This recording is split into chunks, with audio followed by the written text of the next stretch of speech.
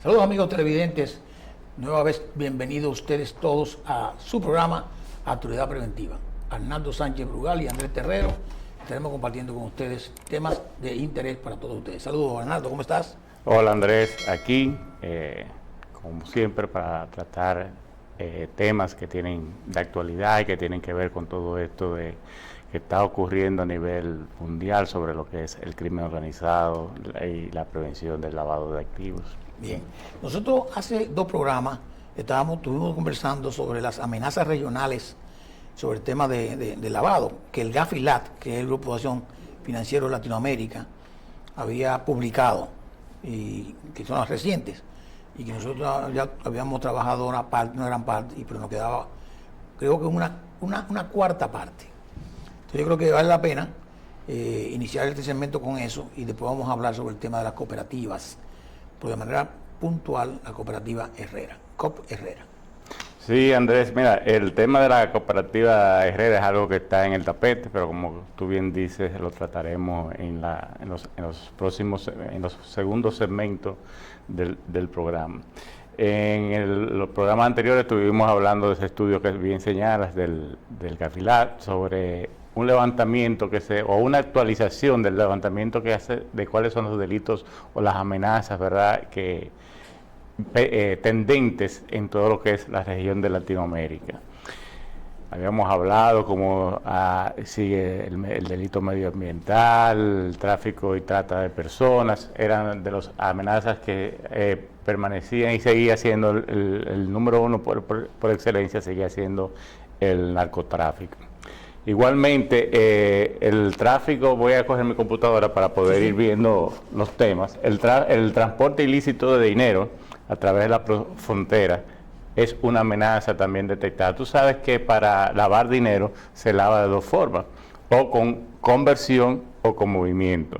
Entonces, si utilizamos la facilidad que le da el transporte físico de dinero a través de la frontera, se reduce el riesgo en la etapa esa del movimiento. Cuando tú estás buscando lavar el dinero a través del movimiento, tú lo podrías hacer por transferencias bancarias también, o transporte físico de dinero por la frontera. Pero hacerlo a través del sistema financiero se corre el riesgo de mayor facilidad, hay mayor riesgo de identificación de la actividad. O sea que el hecho de transportarlo a través de la frontera le da facilidad a la persona de ocultar o de ser detectado. Según este estudio, su objetivo, su preponderancia sirve para recolectar, mover, almacenar y usar el dinero en los otros países destinatarios. Se utiliza mucho también para pagar en el mismo delito del narcotráfico, se utiliza mucho para pagar el cargamento, ¿verdad? Cuando tú compras el cargamento, tú llevas el dinero físico para pagar esa compra que hiciste. O sea, un intercambio de, tú me das el bien de la cocaína o lo que fuere, y yo te doy el dinero. Pero nada usando transferencia bancaria, nada de eso.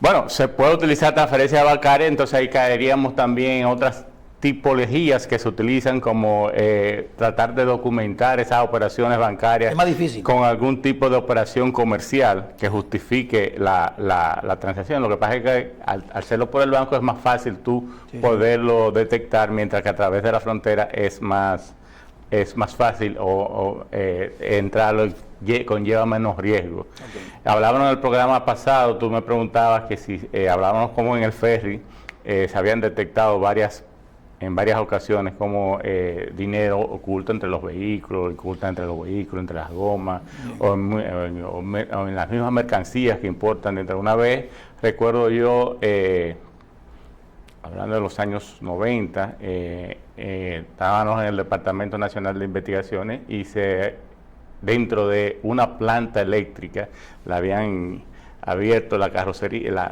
la estructura de metal, y por ahí había entrado dinero. Wow. Para entrar lo habían vuelto a disimular con piezas de la planta. Mira, en el estudio se dice que el 88% representa el 88% de los activos descritos en los registros. Esto es respecto a otros activos tales como certificados, cheques, joyas y títulos. O sea, el movimiento de dinero en efectivo representa el 88% de los registros que utilizó el Grupo de Acción Financiera Latinoamericana para este levantamiento que se hizo.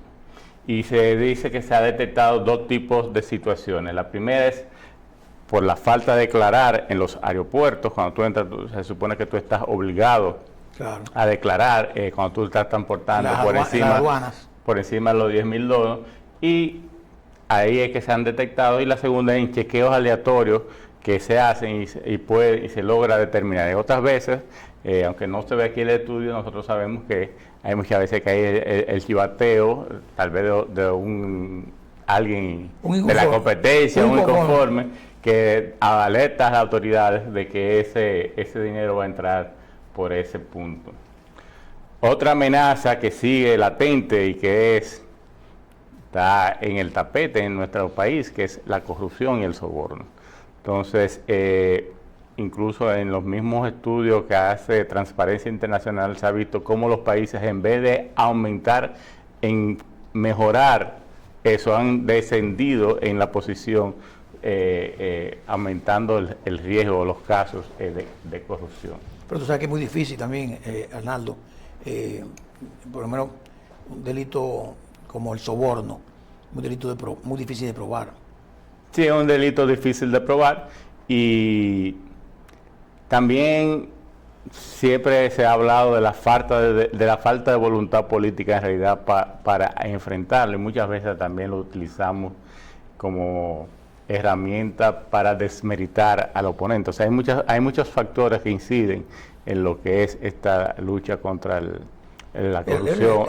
En la Evaluación Nacional de Riesgo del país salió como uno de los delitos preponderantes del país, y no, tal vez no tanto por los casos que se habían detectado, sino por los montos que implicaban los casos que se habían, o sea, no percepción, sino por los montos que se habían investigado, igual que pero no aparece nadie sobornado. Los fraudes bancarios también aparecido en tercer lugar, creo que fue, de la Evaluación Nacional de Riesgo, y era precisamente por eso, no porque hubiesen muchos casos perseguidos de fraude bancario, de quiebra bancaria, sino por el monto que había representado, principalmente el caso que en ese periodo se analizó, que era esa quiebra bancaria de Baninter y todas esas instituciones que en ese momento cayeron.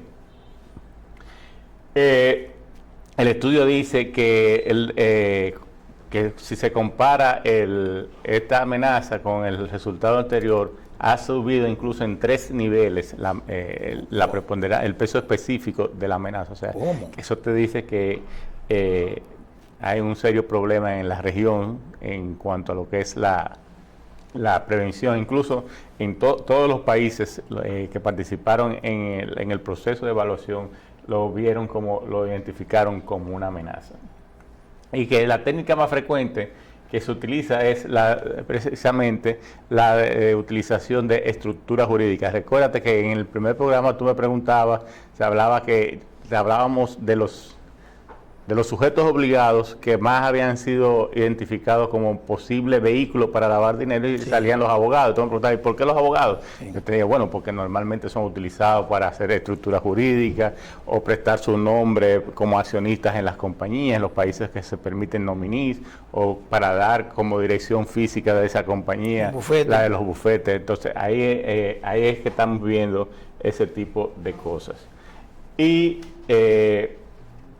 también se ha observado se ve una diversificación en los sectores que han sido afectados o que se utilizan como vehículos. Tenemos, aparte de los abogados, se usan mucho los casinos, los bancos y los comercios. Sabemos que hay muchas de esas plazas y de esas que se ha utilizado dinero precisamente de la corrupción para ser construida o para poner algún tipo de negocio.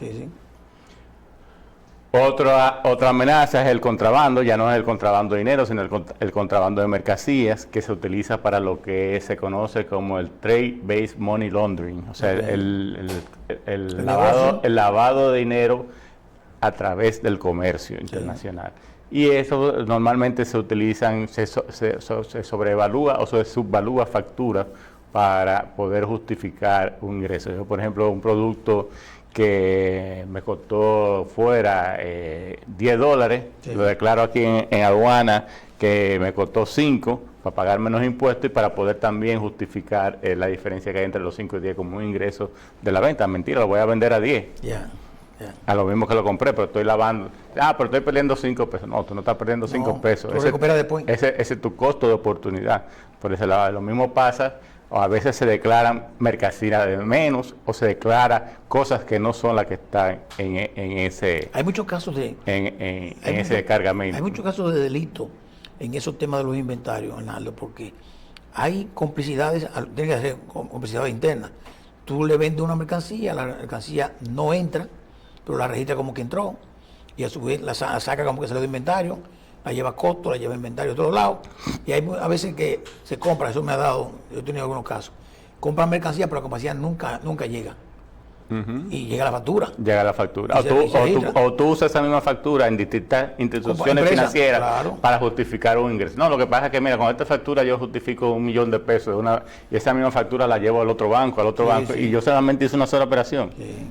Entonces, ese es uno de los mecanismos que se utiliza para lavar dinero y se ha detectado como una amenaza regional.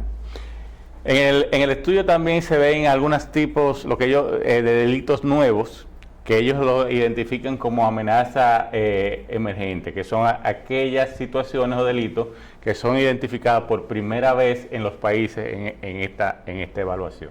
Dentro de esta vemos la extorsión, la cual, comparada con el estudio anterior, va en un aumento y estuvo presente en 48 sentencias de las que se analizaron en el estudio. En Latinoamérica.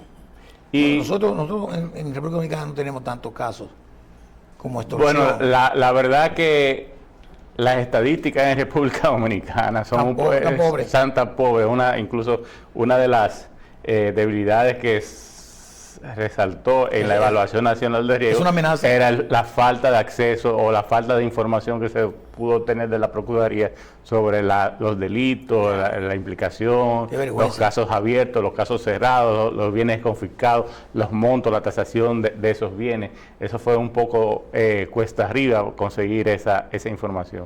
Qué Recuerdo vergüenza. que hubo incluso que destinar un fondo especial para eso, para pagarle a un grupo de personas del mismo ministerio para que fueran fiscalía por fiscalía a levantar la información. Ya. Este tipo de amenazas, este tipo de delitos está siempre muy mezclado al crimen organizado. O sea, podríamos hablar mucho, por ejemplo, en los países suramericanos, como las guerrillas, aparte para conseguir sus fondos, y eso extorsionaban a la gente o la obligaban a pagar algún tipo de rescate o algo para poder sustentar sus operaciones. El informe global de Initiative Against Transnational Organized Crime de junio de 2021 señala que el delito de extorsión ha aumentado el 60% en lo que se conoce como Centroamérica. Diablo. O sea, ha habido un aumento de un 60% en este tipo de delitos en la Ahí región de los- Centroamérica. Los atracos son un punto importante. Atracan gente, los secuestros. Los secuestros. Los secuestros. Mira, y un tema que está muy de moda, para este tipo de cosas, normalmente el ransom o el rescate se usa lo que se conoce como los criptoactivos. Se utiliza mucho el criptoactivo para el cobro, Moneda digital. la moneda digital para el cobro de la extorsión. Que deja menos rastro. Tenemos un caso frecuente ¿Cuál? aquí en República Dominicana. Ujú. La filtración de las informaciones de la Dirección General de Migración. Ah, correcto, sí, correcto. ¿Con Que qué? hackearon la vaina. ¿Y con qué están cobrando?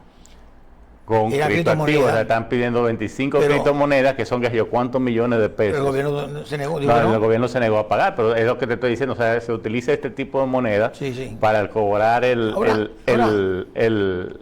la extorsión por la dificultad o la falta de información, la falta de transparencia que se le adjudica a este tipo de moneda, que no necesariamente son irrastreables, como se tenía entendido. Hay monedas, principalmente las stablecoin, que ya existen sistemas para tú rastrear la información y determinar las personas involucradas. Porque es que el sistema operativo o el software que se utiliza es lo que se conoce como el blockchain, y toda esa información de una operación, de todas las operaciones que están en este bloque, pasa al otro bloque y va pasando de bloque en bloque. O sea que sí hay rastreabilidad. Lo que hay que desarrollar sistemas para rastrearlo, y ya existen empresas que se dedican a rastrear ese tipo de información. Mira, en Colombia se estima que se realizaron transacciones relacionadas con criptoactivos por alrededor de los 147 millones de pesos. Y el uso de criptoactivos estuvo presente también en nuestro país en la Evaluación Nacional de Riesgos. También. Sí, aquí ya habíamos detectado que existían cajeros, ¿verdad?, para el uso para el cambio de criptoactivos. Sí. Y tú entras a Google y pones pago de criptoactivos, y tú ves hoteles que aquí se pagan con criptoactivos.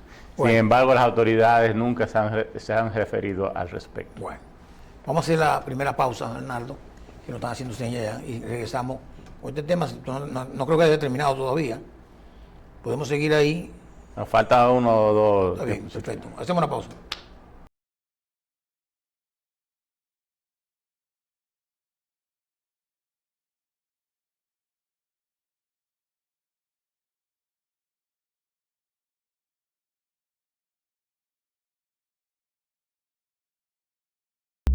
En la República Dominicana hay un grave problema en el tránsito. Tú eres parte del problema y puedes ser parte de la solución. Cuando llegues a la intersección, no cruces si no tienes espacio del otro lado donde quepas. Espera hasta que haya un espacio esperando por ti. Ayudas a reducir el tapón y serás parte de la solución.